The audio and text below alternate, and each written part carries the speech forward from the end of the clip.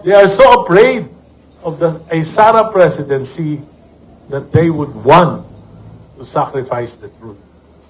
Anong magiging exit plan ng Marcos administration after 2020? Whoever will be the president, hindi sila sigurado na hindi sila ipro-prosecute. Hindi aalamin yung katotohanan at pinagtatakpan ngayon. At ang kinakatakot ko, baka mag-isip sila na to extend themselves. Yung bansa po natin ngayon talagang nasa crossroad at nasa crisis. Ito po lahat ay dala ng pinakamalaking korupsyon na naganap sa kasaysayan ng ating bansa. The greatest heist in the history of national budget and infrastructure sa ating bansa. For the first 3 years of the Marcos administration, 2023, 2024, and 2025, 1.45 trillion po yung insertions, diversions, at amendments na karamihan po ay napunta sa mga ghost flood control projects, sa mga substandard projects, sa mga proyekto na talaga namang pinagkakitaan lang. For example, yung Cat's Eye, nakikita nyo maliwanag sa mga highway, yung railing sa mga highway, pati na po yung mga solar lamps na nakikita nyo sa mga highway. Ito po ay sa dahilan noong 2023, mga 300 million po sa national budget ay pinalitan. 300 billion pinalitan. Yung mga matitinong mga proyekto na pinag-aralan ng mga ahensya ay napunta po sa mga anomalyang proyekto. Noong 2024 po, 500 billion yung nawala sa President's budget. Yung mga matitinong proyekto tulad ng ating mga foreign assisted projects, tulad ng Metro Subway, tulad ng PNR Elevated Railway, lahat po ng budget cover dyan ay tinanggal, inilipat sa unprogram appropriations at pinalitan ng mga maanumalyang proyekto.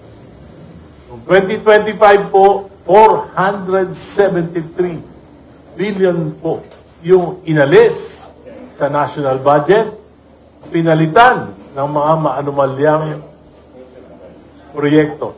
Kauna-unahan sa kasaysayan ng Pilipinas na may ganito pong kalaking insertions, diversions at amendments sa national budget. Ang national budget po ay napakasagrado. Sapagkat ito po ay sinisimulang himayin at pag-aralan Enero pa lang ng taon. For example, yung 2027 budget natin, January pa lang po pinag-aaralan na yan. Sa mga ahensya, doon po sa ibaba. Pagkatapos po, dinadala yan sa mga regional offices, dinadala yan sa mga national offices. Pagkatapos sa kaya pa lang yun, dadalhin sa DBM at aaprobahan ng kabinete, aaprobahan ng presidente. Pagkatapos pong pag-aralan, dadalhin sa Kongreso. Pagdating sa Kongreso, ano nangyari? 2023, pinalitan lahat. 2024, pinalitan lahat ng mga importanteng proyekto. 2025, pinalitan lahat yung mga importanteng proyekto ang ipinalit.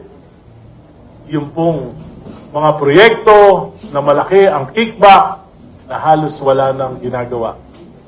Pinagpiestahan po ng Marcos administration ang national budget for the last 3 years.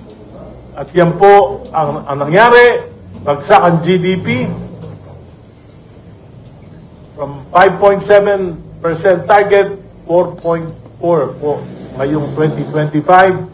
At dahil dyan sa mga investigasyon na nangyari, mga knee-jerk reactions ng gobyerno, Ano po nangyari? Hanggang ngayon po, wala pong public spending sapagkat walang bidding sa infrastructure. Tinanggal lahat ng mga flood control projects. Kahit yung matitino, tinanggal. Hanggang ngayon po, hindi pa alam kung kailan magkakaroon ng public works bidding. Ano ibig sabihin yan? Daan-daan libong mga construction workers, wala pong trabaho ngayon. Ano po ibig sabihin yan? Maraming malulugi ng mga negosyante, construction supplies, at iba pa. Ano po ang ibig sabihin yan? Ang hula ko po, may projection, by first quarter, hindi lalagpas. I'm sure, less than 3% ang GDP. At lalo pong maghihirap ang ating mga kababayan. Kaya po, mahalaga na hindi matuldukan ang investigasyon dito sa pinakamalaking korupsyon na nangyari sa ating bansa. Subalit nakikita ko po, yung ICI na binuo ng Pangulo through Executive Order number 48, hindi po napunduhan. Hindi nabigyan ng karapatang suporta ng palasyo. Kaya dalawa po sa mga pinagkakatiwalaang miyembro ng komisyon, si Commissioner Dave Singson at si Commissioner Rosana Fajardo ay nagbitiw. At ngayon po, halos hindi na natin alam kung ano ang ginagawa ng ICI. Pinagmadali kami sa Kongreso. Prioritize ng ating Pangulo yung pagbuo ng isang Independent People's Commission against infrastructure corruption. Ito po ay minadali namin, naipasa namin sa committee on government reorganization, December lang po. December pa po. Nag-overtime po kami. Pero ngayon po, hindi na namin alam. Pebrero na, nakabimbin pa rin. Hindi na gumagalaw sa Kongreso. Ngayon kami naman ang